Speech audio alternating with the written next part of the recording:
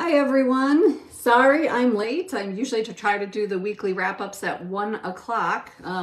But running a sanctuary, things don't always go as planned. So it's been a little busy today, but really good day. I was out already 3 times today, and you know, that doesn't seem like a big deal. And you'd think as the founder and executive director, I'd be outside with the cats all the time, but any founder or executive director knows that as years progress, your time becomes more and more in the office doing administration, fundraising, legal stuff like taxes and audits and all the stuff that is really important, but it's not where your heart's at. And so it was really good and rejuvenating. There's Dahlia. Dahlia, come here.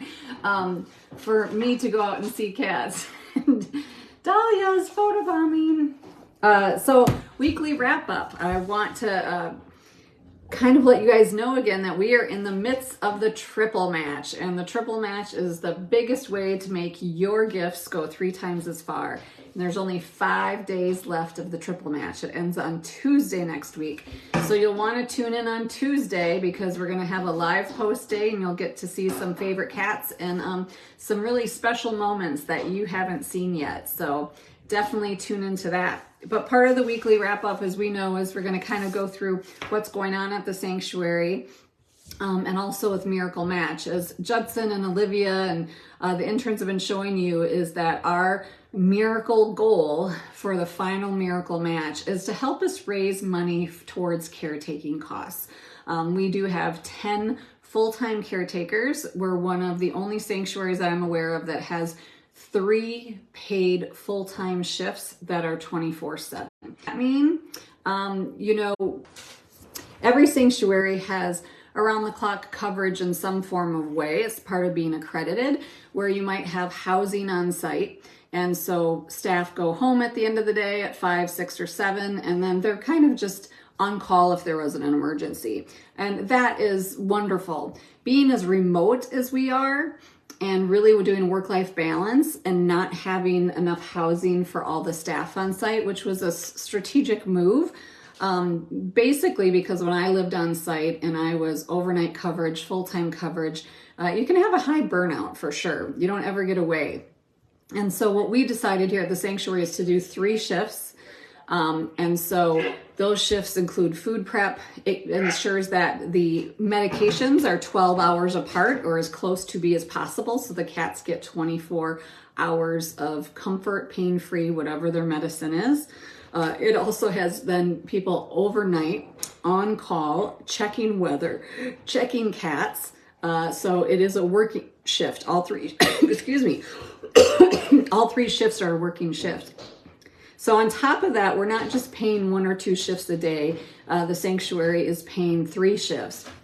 And it also comes with overtime because we have a 4-hour overtime shift every day so that when caretakers clock out, they have some downtime before they go to sleep and wake up and things like that. And so our staffing costs are higher than other sanctuaries due to that, but I do think it gives the quality of care you guys have come to know. Excuse me, I'm gonna grab something to drink. Dolly is keeping you busy while I go there. The quality care you guys have come to know, but also the work-life balance that our staff really deserves. And so that's what we're doing there. I swallowed wrong right before the live post. So let's get for just some fun updates and kind of memory lane. So the memory that we've been sharing today is Mimi the tiger. And Mimi the tiger is actually on that stained glass window right behind me. She was the first tiger we ever rescued at the sanctuary. You might not know that I had no intention of rescuing big cats. We were just going to be kind of a small cat sanctuary, servals and bobcats and things like that. Then we took in our first cougar, and I said, okay, we'll go up to cougar size, but never bigger. I just didn't think we'd have the funding and the construction expertise and resources and all that. And then Mimi, there was 3 tigers that needed a home in Minnesota. And I found a place in Texas that's now defunct that could take in the 2 male tigers. but nobody wanted to take in Mimi because she was over 20 years old. And so that's when we decided to take in our first tiger to go get Mimi, who was an indentured servant, pretty much living in a corn crib that was cut in half, laid on the ground. And she had cubs and kittens every year. I shouldn't say kittens, cubs every year. And he would just pull open a metal kind of tin den and pull the babies out from her and take them from her. Mimi was really a gentle tiger and taught me a lot, and really, if it wasn't for her, I probably wouldn't have taken in more big cats at the sanctuary, but I thought, wow, you know, she's not nearly as intimidating as I thought, but little did I know I hadn't rescued Titan and Lily and Sabrina and Nikita yet. But as a team, we definitely decided big cats needed just as much protection and safety as the small cats. And so that's how we kind of expanded into large cats past the small cats. So it's a wonderful memory. And she lived to a very old age, much like Sultania and Chipino did. And that's all we can hope for as caregivers. So some updates going on here. Bungalow 1 and 2 were removed by Tyler, interns, and volunteers this weekend. So is the bungalows. I'm looking out the window right now, what used to be bungalow 1, 2, 3, and those are all gone. The teardown's ready. Then what they did is they moved bungalow 4, which is Riku, Xena, and Bestie. And so they moved to temporary areas behind the volunteer center. And then Harley was temporary housed on the catio here. He was not happy and not wanting to merge with the office. So he has moved. Sorry, the internet keeps going in and out. So he has moved over by the Welcome Center as well. And so they're kind of getting along, trying to figure it out on a shared wall, but Harley was pretty grumbly, so they end up having to put up a shade cloth. So then this week it is going to be raining. And so not only are they going to be tearing down bungalow 4, but they have rain projects. And so we're going to be making more bobcat lockouts so that every bobcat has a lockout. We're going to be cleaning the pole shed because construction season has started and it looks like the worst closet in your house. So we're going to be organizing that. I'm going to move this over. I've got the window washer by me. Definitely one of those days here at the sanctuary that you're getting to see things happen as they happen. And so we have crew days for 3 days, which is awesome. They're also gonna be working on hammocks, and then they're getting the shade cloths out from storage because it's time to do shade cloths. So if you remember, Bella the bobcat was having some issues, and she's back to her normal self. So they were able to put perches and hammocks back into her area today. She is digging at the fence. She's always been a digger when she was young. She used to always dig under the fence, not to grab a cat, but to hope that a cat would put their paw through under the fence, and then she would bite them. She's very strategic. So luckily, she's next to Rio the serval, and it's a concrete pad, so she can dig as far as she wants, and she's not going to get anywhere. I hear Oreo out here meowing because Oreo has a feather toy, and he's very proud of it. So also, that's been going on. So she also got steps because she's been jumping up and down on her den. And because of her vestibular disease, we want to make sure she's stable. And she's been jumping up on her den because Coco, Cine, Hilo, Maximilian, and Thor Sr. moved next door into quarantine since we're hoping for a merger. Also, Asian leopard cat's Rue, he had his vet exam this week and he was all of almost 6 pounds. So he's grown up a lot since his arrival at about 2.2 pounds when he arrived as a kitten, and everything looked good on his vet work. Next week's move is DJ, Axel, and Lady will be moving to a temporary. Tiger, Max, and Monica and Phoebe will be moving to a different bungalow, and then we'll be tearing down theirs, and then everything will be teared down. Just crazy how fast it went.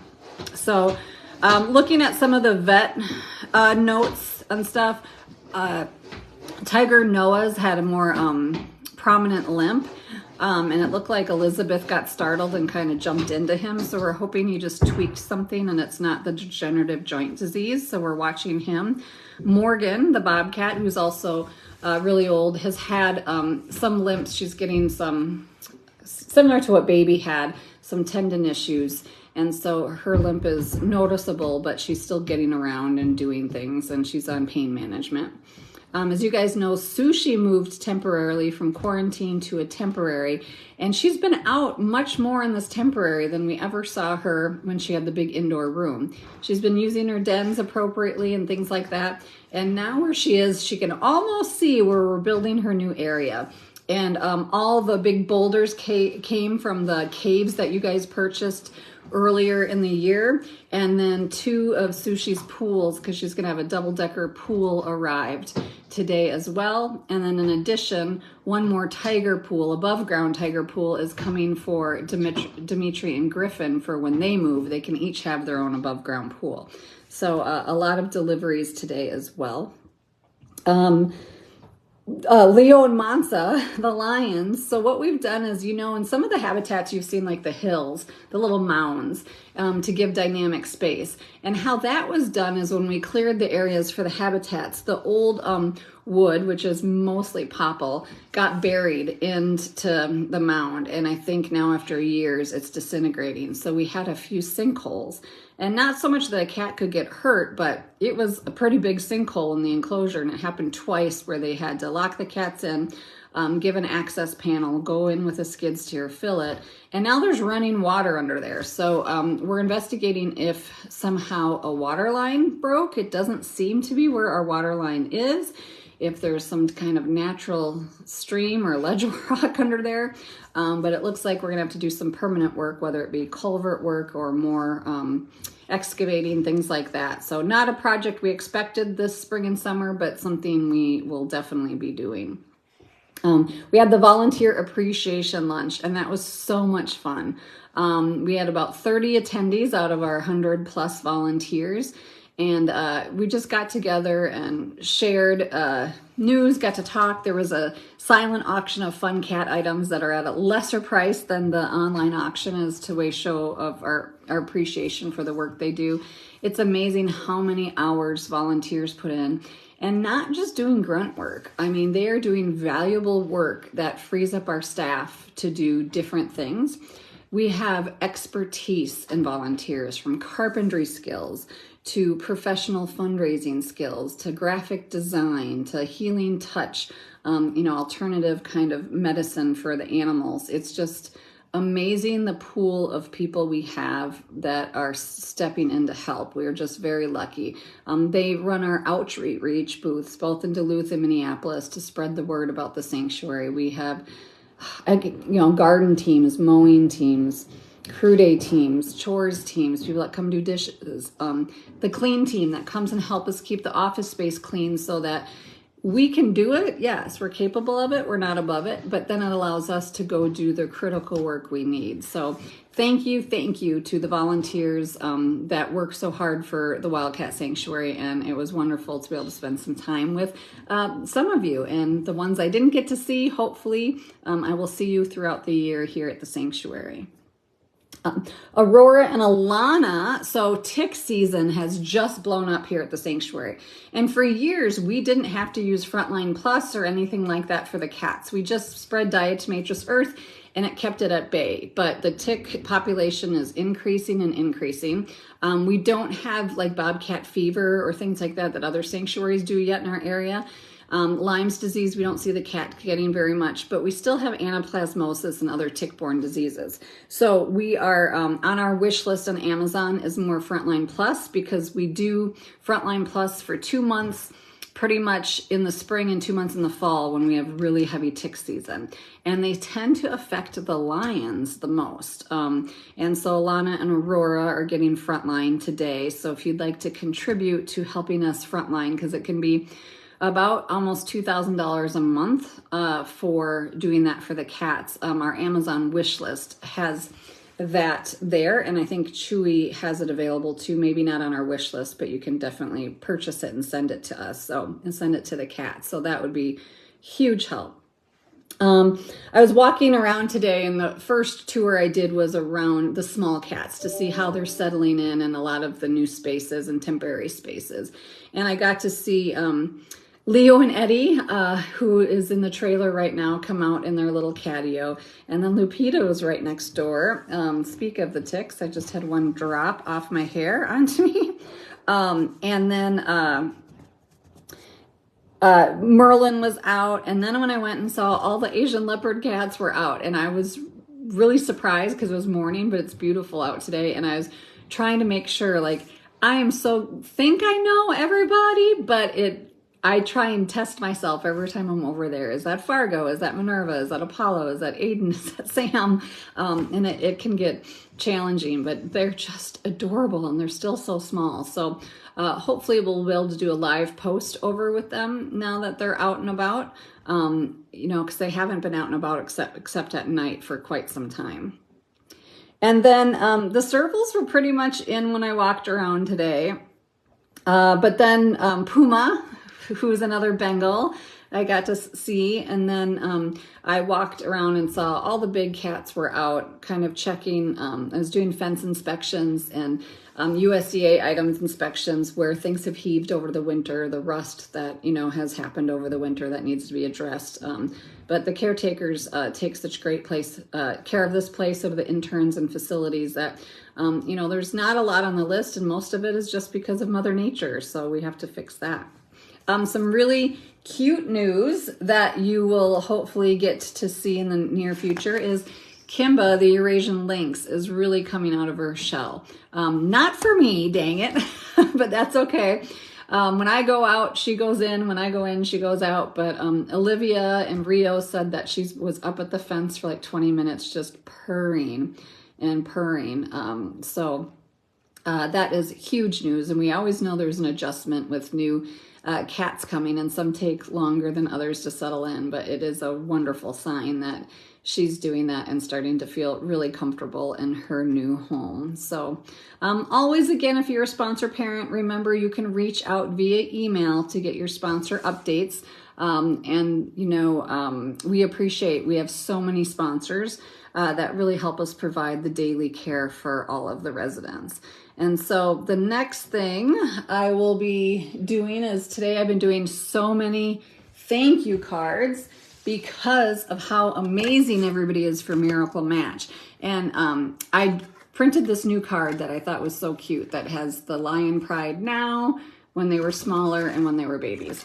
So one of the fun things I like to do is always update our thank you cards a couple times a year just to put new cats on them. So I'm trying to keep up with that as well. So it's just, I don't know how more, in many ways, we can try and thank all of you, but that's what we're trying to do, because we can't do what we do without you. And it's just amazing how many people have come forward for Miracle Match, the Triple Match, and the other projects we need. And I just hope you feel it from us, how much we appreciate that support, that we get to do what we do for the cats because you guys donate, whether it's to the wish list, whether it's to your time, whether it's writing a check.